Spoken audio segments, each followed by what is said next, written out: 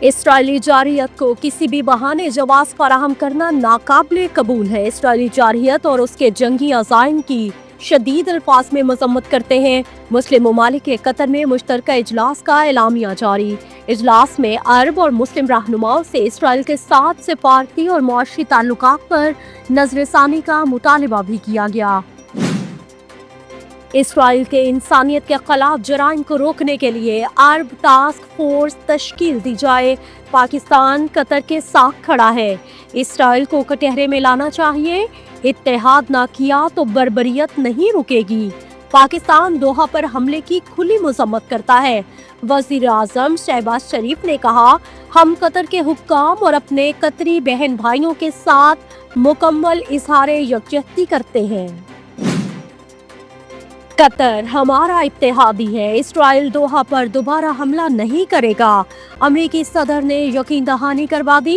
Donald Trump نے کہا، میں مشرق وسطی میں امن کے لیے کام کر رہا ہوں، مجھے اس کے لیے ایوارڈز ملنے چاہیے۔ دوحہ پر حملے سے 50 منٹ پہلے ڈونلڈ ٹرمپ کو حملے کی خبر مل گئی تھی۔ امریکی میڈیا کا امریکی صدر کی داخلی پالیسی پر دھماکہ خیز انکشاف۔ کہا، حملے کی اطلاع پہلے سیاسی سطح پر اور پھر فوجی چینلز کے ذریعے دی گئی تھی، لیکن ٹرمپ نے رکوانے کے لیے کوئی عملی اقدام نہیں کیا تھا۔ قطر نے اسرائیل کو تنہا کر دیا۔ ایران نے تباہ کرنے کی کوشش کی۔ اسرائیلی وزیر اعظم نیتن یاہو نے دوحہ میں حماس قیادت پر حملے کی ذمہ داری قبول کرتے ہوئے کہا، حماس قیادت کہیں بھی ہوگی، اسے نشانہ بنانے کا امکان مسترد نہیں کیا جا سکتا۔ امریکہ اور بہت سے ممالک ہمارے ساتھ کھڑے ہیں۔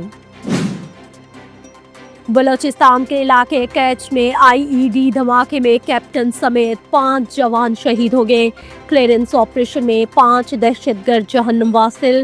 ISPR کے مطابق شہداء میں کیپٹن وقار احمد، نائک عصمت اللہ، لانس نائک جنید احمد، خان محمد اور سپاہی محمد ظہور شامل ہیں۔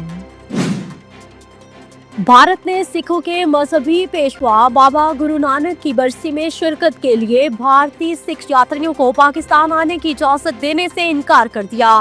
مذہبی تقریبات 22 ستمبر کو گردوارہ دربار صاحب کرتارپور میں منعقد ہوں گی۔ واہگہ اٹاری بارڈر اور کرتارپور کوریڈور بند۔ بھارت سے کوئی یاتری شریک نہیں ہو سکے گا۔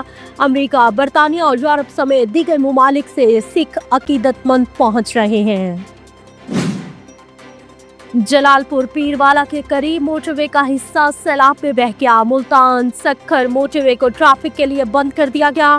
ترجمان موٹر وے پولیس کے مطابق ٹریفک کو متبادل راستوں سے گزارا جا رہا ہے۔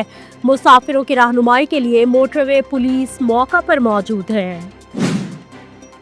حکومت کا پیٹرولیم مصنوعات کی نئی قیمتوں کا اعلان۔ پیٹرول کی قیمت برقرار۔ ہائی اسپیڈ ڈیزل کی فی لیٹر قیمت 2 روپے 78 پیسے اضافے سے 272 روپے 77 پیسے ہو گئی۔ حکومت نے 15 روز کے لیے پیٹرولیم مصنوعات کی قیمتوں کا نوٹیفکیشن جاری کر دیا۔ پاک بھارت میچ تنازع پر پاکستان نے میچ ریفری اینڈی پائیکراک کو اپنی ہوم سیریز سے بھی نکالنے کے لیے خط لکھ دیا۔ اس سے پہلے پاکستان نے میچ ریفری کو ایشیا کپ سے نکالنے کا بھی مطالبہ کیا۔ PCB کے مطابق اگر میچ ریفری اینڈی پائیکراک کو نہ ہٹایا گیا تو پاکستان ایشیا کپ میں مزید میچز نہیں کھیلے گا۔